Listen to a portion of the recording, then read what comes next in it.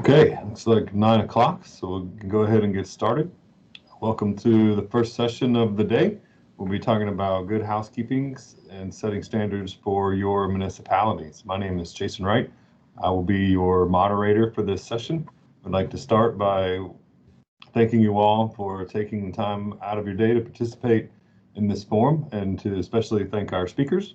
So this virtual event has been developed to focus on the permittees' experience as they work to meet the conditions of the Pennsylvania MS4 permit. So all of the presenters today have volunteered their time and to share the information to help serve as a learning opportunity for their fellow permittees and local decision makers. So with that, I'd like to hand it off to Tara and Charlie to talk a little bit about their good housekeeping standards and their standard operating procedures.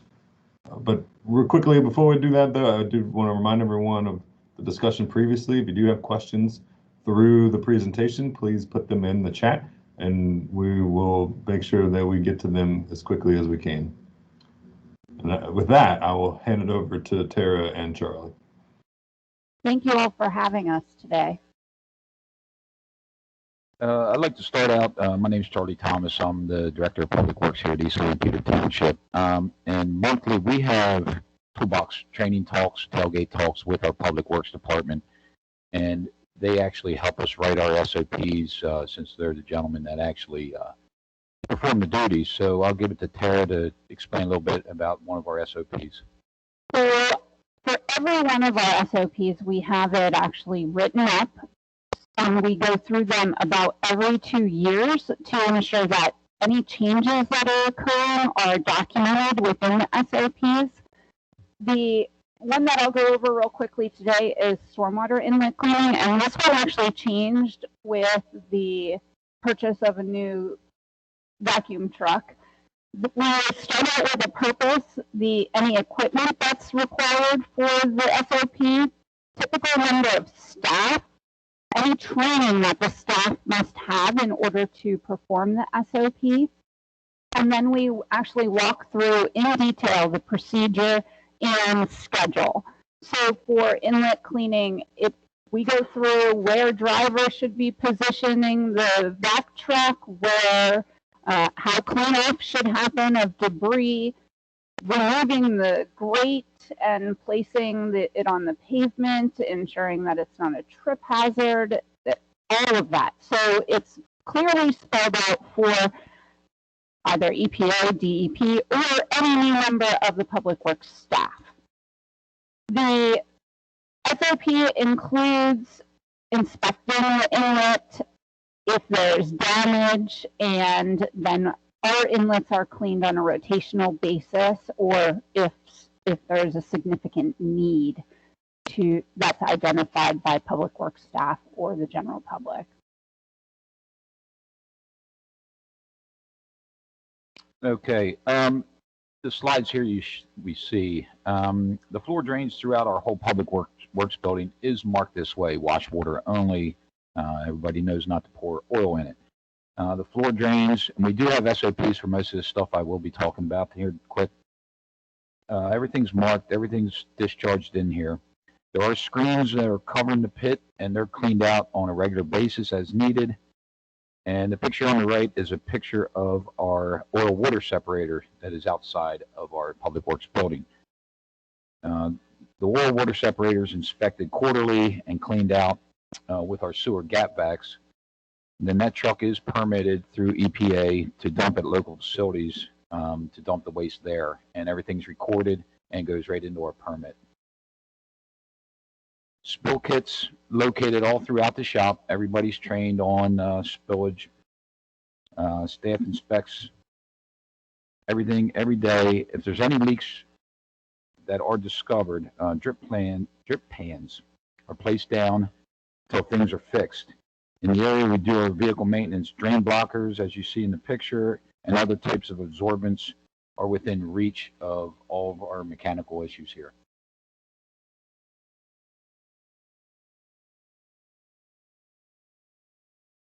As we stated before, everything is written up in an SOP, so staff is all trained and handle everything from anywhere from washing vehicles to fueling a vehicle to a major spill. A few years ago, we applied for a waste oil license through EPA that we can burn waste oil from residents to try to keep them from dumping it in stormwater inlets, into streams, and so forth. Now, we did purchase a waste oil burner, and we can accept cooking oil, motor oil, hydraulic oil, and some diesel fuels, which we do burn in our shop, which helps heat things up so everything goes to good use. We pick this stuff up between local garages, restaurants, and the public also. We ended up having a tub that had a leak in it, as you see in the picture, with a stainless steel toolbox with sand in it. And this is the public drop-off. Public will just come there. We record everything that's dropped off there or brought in by staff. We have a record of, back in 2018, we collected about 3,000 gallons of waste oil, which helps heat our shop. The photo on the left is our storage bins. Everything's covered. We do have pig socks in front of some of the stuff when not being used. We have millings that we recycle from projects to take care of shoulders. We actually have a pothole machine that we can put the millings in and add oil to take care of potholes year round. Of course, in number 4, you have your road salt, and we also have topsoil screen. To the right of the sheds, we have a double-walled fuel tank, and also a spill kit is hanging there right next to a fire extinguisher. The metal can is our spill tank. And again, we go through all of our fueling, loading equipment, and everything through SOPs. Everything's recorded. One thing I will tell you, that if it's not written down, you're not doing it.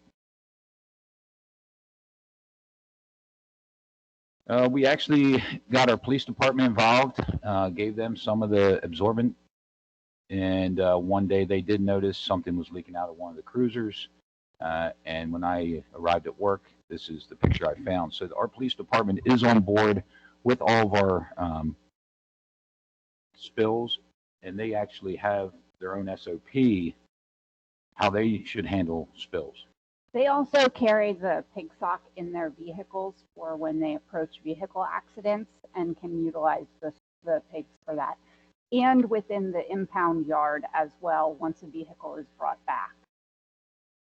We do have a yearly training with our local fire departments, and the police department do attend also. So they are up to speed on all the changes through the MS4 permit. And actually, the township reimburses the fire companies at this point for spill material that's required at scene. Right, this is a picture of our vacuum truck, vacuum sweeper that Tara was explaining a little bit, one of our SOPs. It's kind of hard to see, but there is a hydraulic lift on the back of the truck that lifts the grates off, so there's no manual labor with that. Of course, you have your pipe extensions on the back with the vacuum hose. The grate comes off. The guys do have access to the inlets then. As you can see in this picture, there's the hydraulic lift, gentleman vacuuming, and everything is done behind the vehicle along the curb. Before we purchased this vehicle to sweep streets and clean inlets, we used to use our sewer gap vacs, which had to be parked out in traffic. We tied up probably 5 public works employees due to flagging, taking a backhoe to lift the grate off, someone to operate the gap vacs. So this took it down, depending on the area you're working at, to 2 employees. So the rest of the guys could be out taking care of other things. And also, staff, as they're traveling around, they do keep their eyes open to report any illicit discharges. The one you see in this photo here, I got a report from staff that there was a hose discharging into an inlet right next to an industrial building. So we went out and looked, and here their sump pump broke, so they were draining their boiler water right into a storm sewer inlet, which was a rusty water. So we've got that taken care of. The proceedings stopped immediately. They were unaware, but there you go with the public education, just to tell people that cans and cannot do's. Then we're out actually looking at possible storm sewer projects where we have a prone flooding area here in the township.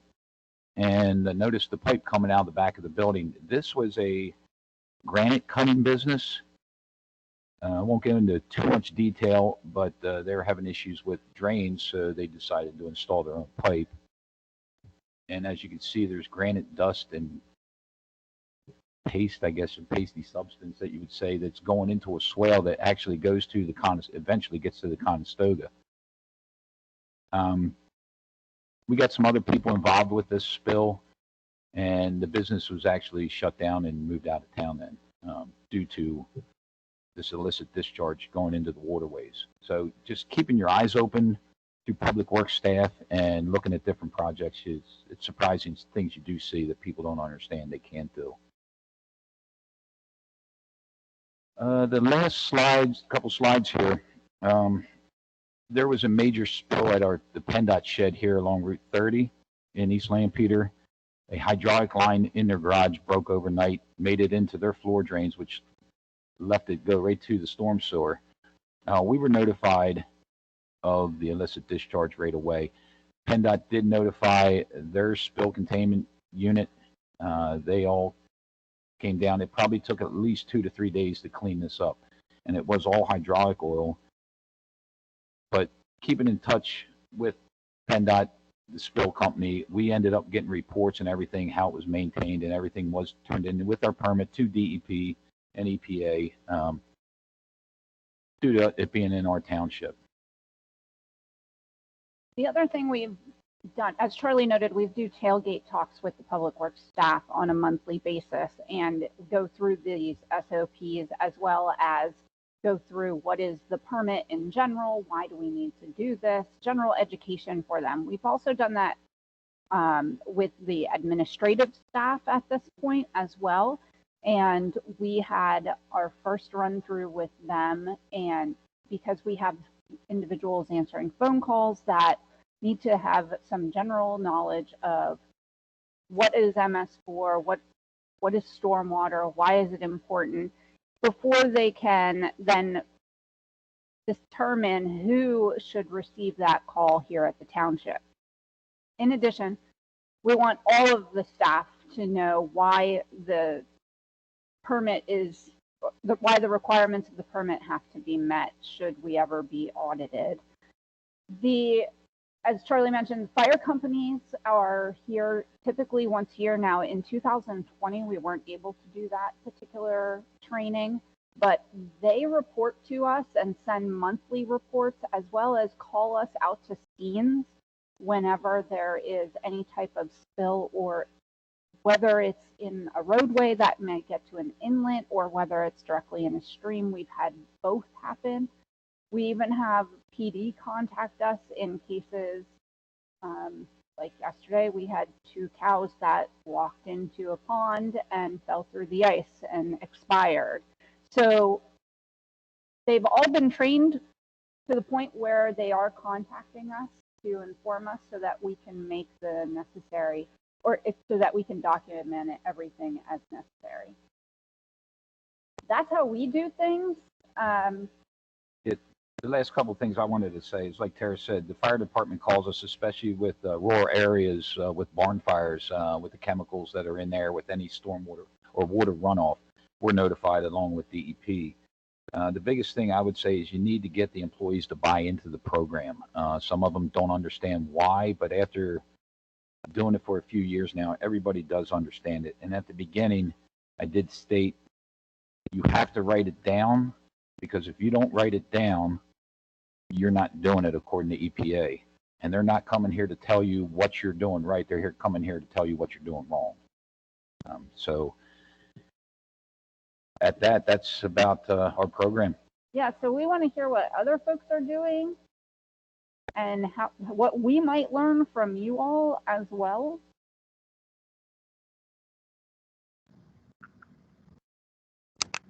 Okay, thank you, Charlie and Tara. So I think you can either put the comment or question into the chat, or I think there's Not too many of us. There's 25 people in the chat, so I think if you do have a question or want to have a discussion with Charlie and Tara, I think that you can unmute your mic and ask your question. So we do have one question. First is, how do you use your mapping in your housekeeping efforts? So we use CS Datum as our MS4 mapping. We also use a system called MyGov for 811 mapping as well. So when public works staff are out doing any maintenance whatsoever, they can identify inlets, they can identify swales, and they can contact the stormwater staff immediately if they see an issue. In addition, all of our public works staff have been trained on inspections for outfalls, both wet and dry inspection needs, so that they know what they're looking for while they're out there. Yeah, all of our inlets do have a number issued to them. So when our crew does go out to clean inlets, they'll go to, we have the township cordoned off in 4 different areas. They'll start at an MS4 discharge point and work their way back until they find clean inlets. They'll also document any, we'll call them frequent flyers, where there's debris or constant flow going through it, and then that's recorded and handed off to our stormwater staff.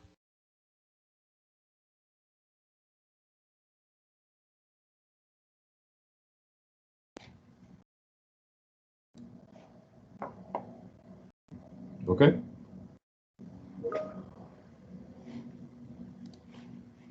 All right. Next question is, how many dedicated stormwater staff do you have? So we have one stormwater technician that's been with us for quite a number of years now, 6 years. And we just recently hired a stormwater coordinator last September. That position was previously filled by Charity Quinn, and then prior to that, it was Kara Kalpson.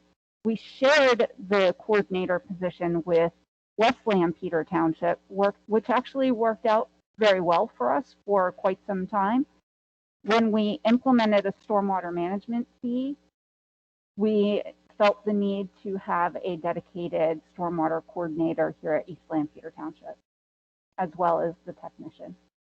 In addition, Charlie and I oversee the program overall. Yeah, we have monthly meetings in-house to see where staff is at with projects, grants, stuff we can do to reduce the pollutants. So there is a monthly meeting in-house with approximately 5 of us. Okay. Next question is, how will the good housekeeping program change now that you have a stormwater fee? So a portion of that I did mention, we actually reimburse the fire company for any spill material now. That was something that they were paying for on their own through their own budgets, but our stormwater fee has enabled us to reimburse that to them. We are looking at other ways that the good housekeeping will change with the stormwater fee. The fee intent or initially will be to get projects in the ground so that we can meet the reduction requirements of the permit. Okay. Do you handle your annual report at this time, or do you still utilize your engineer? We've actually handled our annual report on our own since 2007. Okay. What is the township approach for de-icers and salt? We use pure salt. Unless there's going to be freezing temperatures below 20 degrees for an extended period of time, and then we will put anti-skid in with it. After the snow event happens, we do go out and sweep that up, and we will put that in our what we we made some concrete bins out in our laydown area, and we'll call that street sweeping MS4 sweepings. And then we'll end up taking that to the landfill where some of our dump trucks are also permitted to dump, and we'll record the tonnage that we cleaned up.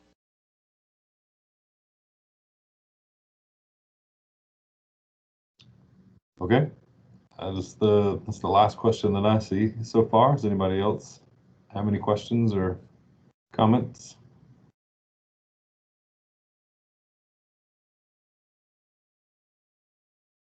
As we said before, these aren't the only ways to meet the requirements of the MCM 6. So, you know, we're open to hearing other options as well, because everyone can learn here. Yeah, we've actually cross-trained with West Lampeter Township and Strasburg Borough. And it's hard because I always tell them before the class, this is the way we do it. It might not be the way they do it, but I'm willing to reach out to anybody or have anybody reach out to me to say, well, if you do this, we might find it easier. Open-minded, working between public works staff is a great way to go. Okay, I have another question come in. Do you have a formal documentation program?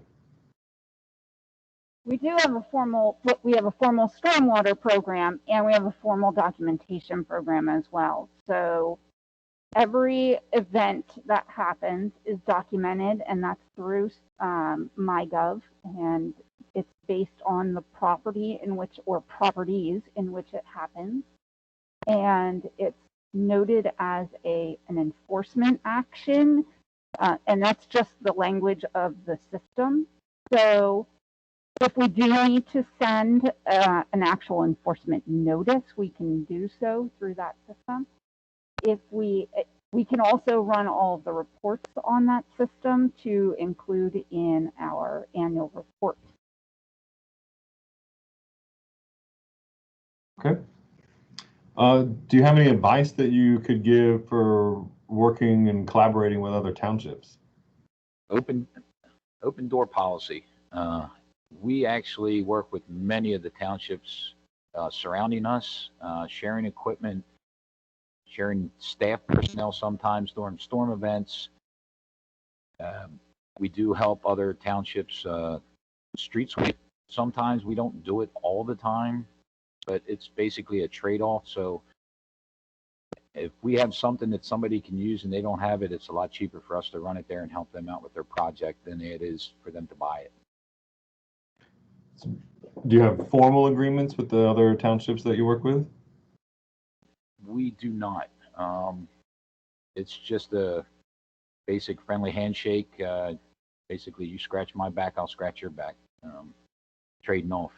In the events that Charlie's talking about, that is correct. We don't have formal agreements. When we shared a stormwater coordinator, we did have a formal agreement with West Lampeter Township to make that happen. And in fact, we shared the stormwater technician for some period of time as well. So the agreement covered that in addition. As we do projects, pollution reduction projects, we've had agreements with adjoining municipalities as well. So with West Lampeter Township and Strasburg Borough. Okay. So Charlie, you mentioned potential cost savings for working with other townships instead of them buying equipment. Can you quantify any of the cost savings?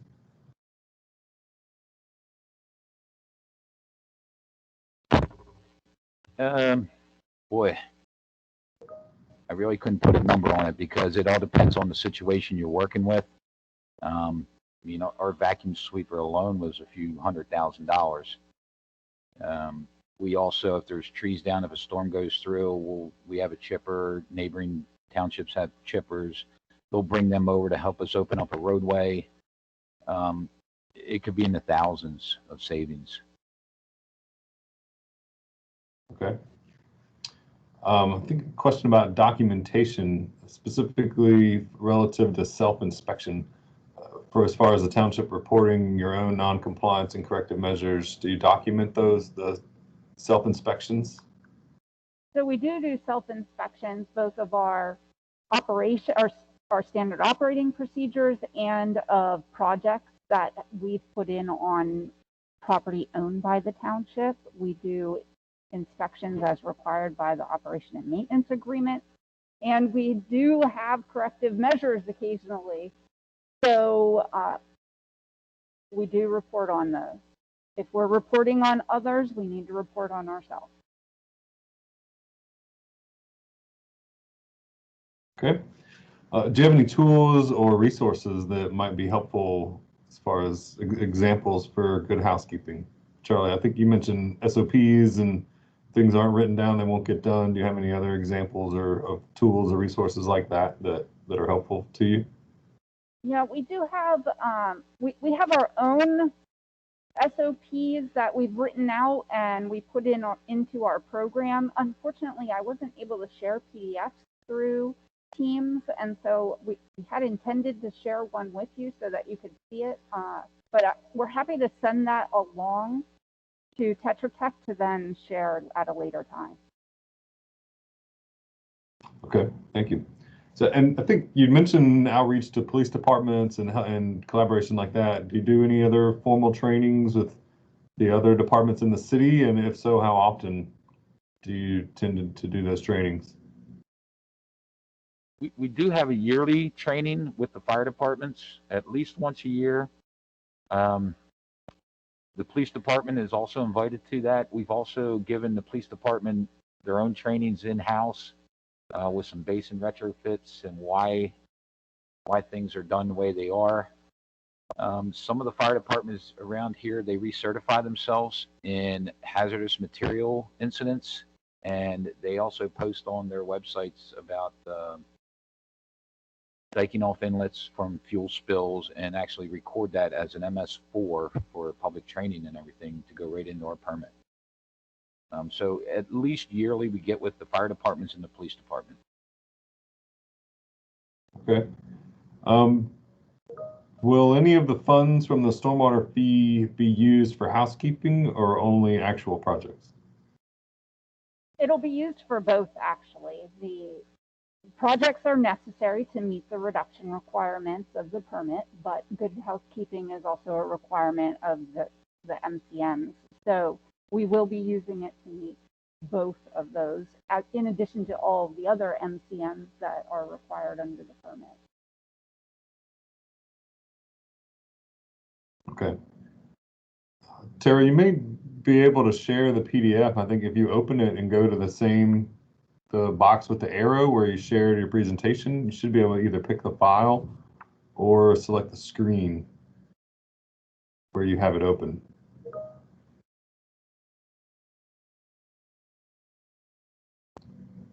Have you modified your approved PRP at any time, or would you make modifications given your experience to date? So we do need to modify our approved PRP, and that is something that we'll be looking to do this year.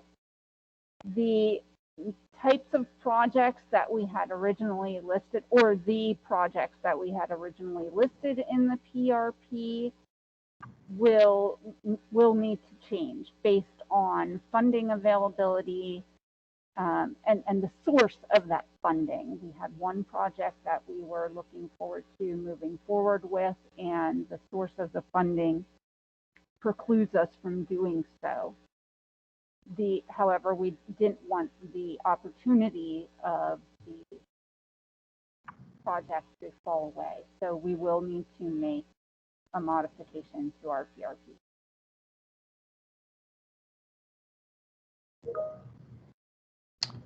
Okay. Another question: would you consider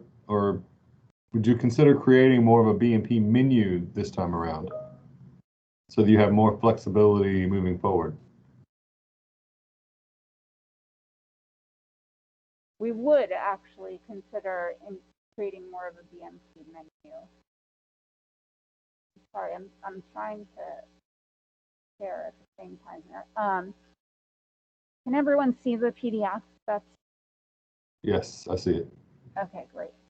So this is, I'll get back to the BMP question in just a second. This is the typical SOP that we have written out. As I talked about earlier on, the purpose, equipment, staff, procedure, schedule, any training that's necessary. And like we said, we're happy to share this again with Tetra Tech, who can then send it out to all of the attendees if they choose to. But this is in general what our stormwater inlet cleaning SOP looks like.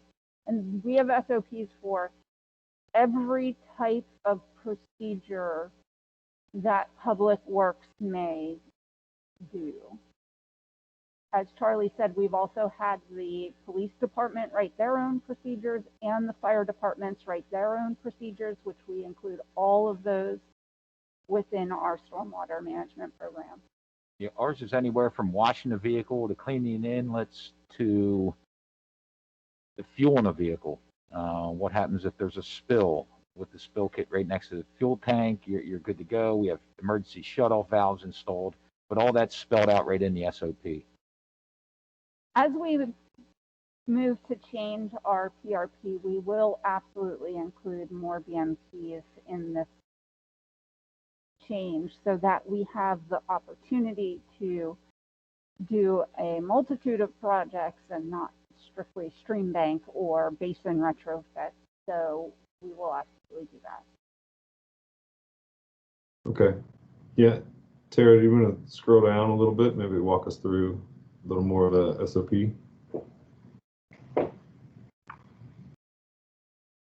So how do you plan for the cost of this MCM into the out years? I'm so sorry, I could not hear that. So the question that was submitted was, how do you plan for the cost of this MCM?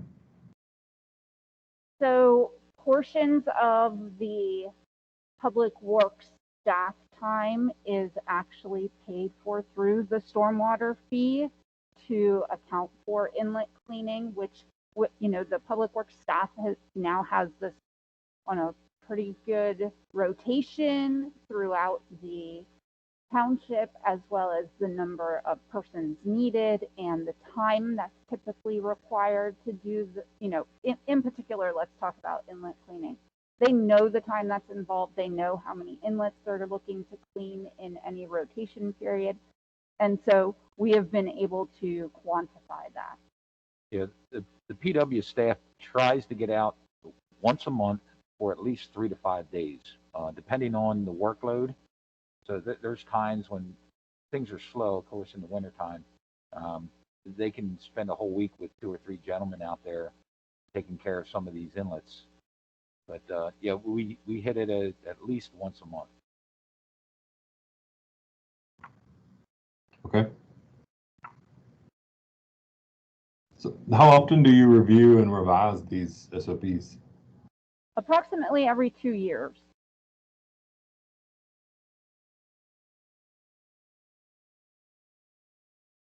Okay. You want to scroll down a little more? That's actually at the end there. Okay. This is a fairly short one. We have some that are multiple pages. We have, you know, some that are even shorter than this one. But this is, in general, what we've been using in our program.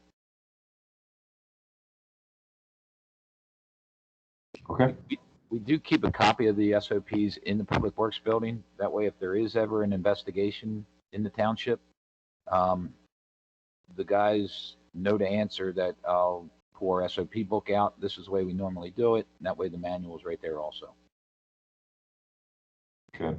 So how do you track completion of these types of activities? You're saying they're cleaning out the inlets on a rotation. How do you track that for your annual report? The gentleman that goes out to do it is usually on that staffing every time. What we do is have a big binder book, and everything's recorded through our GPS unit or GIS unit. Inlet numbers, what they found, what they did to correct the problem. And it's, like I said before, it's broken off in like 4 quadrants, starting at the MS4 discharge and working their way back. So they pretty much know where they were, when they finished, and highlighting areas. But it's kept in a big manual with inlet numbers and process. Okay. How many inlets do you have?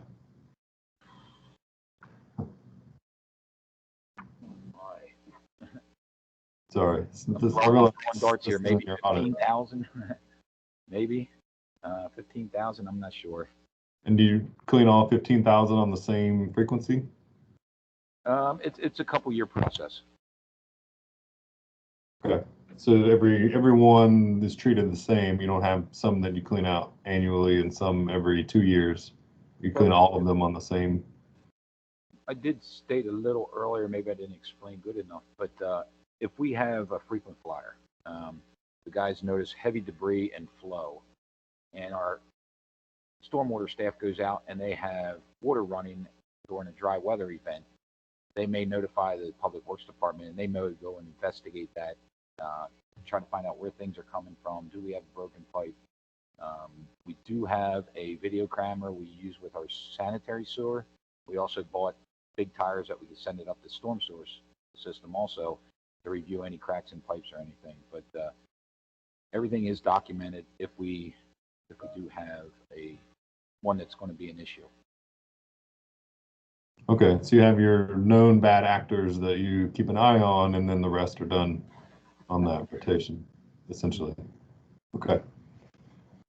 Do your crews, when they go out, do they read the SOPs every time as they're doing the work, or is it just there for their reference? So when we start the SOP process, we sit everyone down in the same room, the public works staff. We hand out the SOP as it is written currently so that everyone can read it. And then we basically have a discussion saying, okay, you know, John might say, well, that's not how I do it anymore. And, you know, Larry might say, well, we've changed this. And so everyone's hearing what everyone else is doing while they're performing that task, and we document that. That's how the new SOP is then written. Everyone agrees to that SOP, and that SOP is there as a reference for anyone to go back to, as well as for any new public works staff member to read upon hiring. So basically our staff is actually writing the SOP. I start out with the input and then they build on that and say, now we'll take that out and put this in. So like Tara said, everything's agreed upon on the way they do it. Okay. What was the public's reaction to the stormwater fee? How much is the fee and what is it based on? So the stormwater fee study started in 2019, and we had a steering committee that met pretty much on a monthly basis. We provided the public information through our website, through our newsletters. We had public meetings throughout the process. We had one meeting in particular that we had in a house full here. We had exactly 4 people stand up and say, I don't like this, but I understand why we need to do it. So it took a lot of education to get to that point. But in the end, once the fee was implemented, the first billing we had, don't get me wrong, we had a lot of calls saying, what is this and why am I paying this? And we had to do a lot more education. The fee, I believe, is $5.60 for an average residential property that has approximately 25 to 2,600 square feet of impervious cover. And it's on a tiered basis. So we didn't make a distinguishing line between commercial, industrial, and residential. Whatever your site is, it's the use does not matter. The use is, the fee is charged based on the impervious area. Through the process, we were informed that utilizing the impervious area, it has been defensible in the court system. Okay, thank you. Another question is, did you use a formal planning firm to go through that process? Through the stormwater fee process, we used HRG. If that's the process we're talking about. If we're talking about the stormwater management plan, and program, we used land studies. Okay. I'm not sure, Elizabeth, did that get the question? Okay, yes, Liz says they were referring to the stormwater fee. Okay. There any other questions for Tara and Charlie?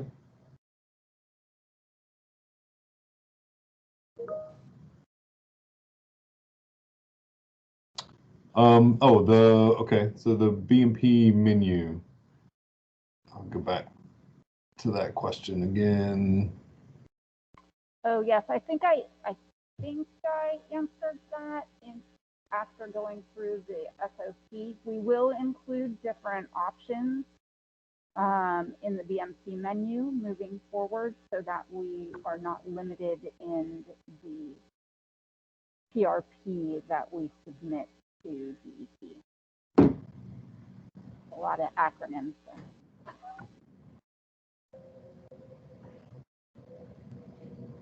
there. That is one thing that we did do with Public Works Department and the administration staff. When we do our tailgate talks, we handed everybody an acronym sheet. So they have that at their desk if anybody would call and ask a question about a BMP and MCM. What does MS4 stand for? They have all that information there. It's just a quick handout we made, and everybody's starting to understand the acronyms. If you're talking acronyms and they don't know them, they're just totally lost.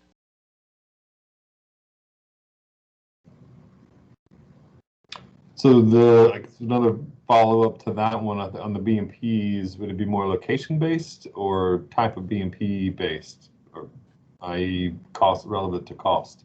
Yeah, so our first go around was more location-based, but I'm sure every municipality is trying to attack the low-hanging fruit from the start. So our first attempt was definitely location-based, and now we really need to look at BMP-based. And we need to look at the cost effectiveness of each BMP and whether or not we're really getting the most out of the cost that we're accruing for that particular type of BMP, as well as obviously the reduction.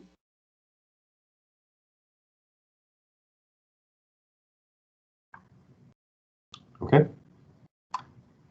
Well, that might just be a great segue to the next breakout session on the pollution reduction plan.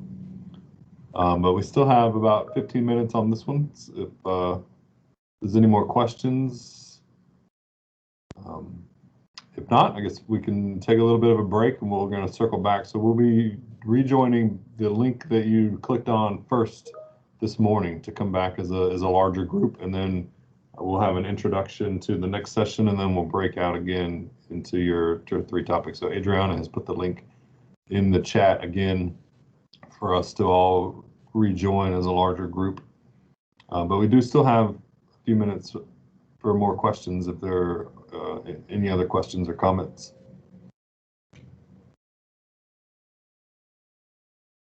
So maybe Tara and Charlie, if you don't mind hanging out for a few more minutes, we'll see. If not, then we'll see you back in the large group at 10.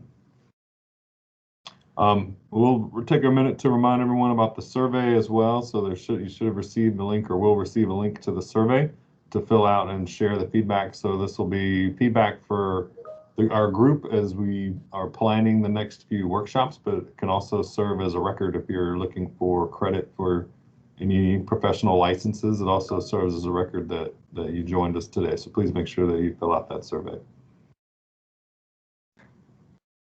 We want to thank everyone for joining us today, and thanks Tetra Tech for reaching out to us to present today. So we're, like we said before, we're really open to hearing what other folks are doing. So reach out to Charlie and I.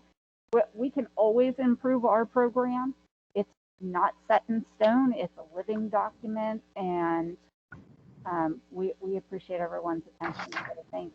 Yeah, thank you very much. Like I said, open door policy. Anybody has any questions or you have something to offer, please reach out.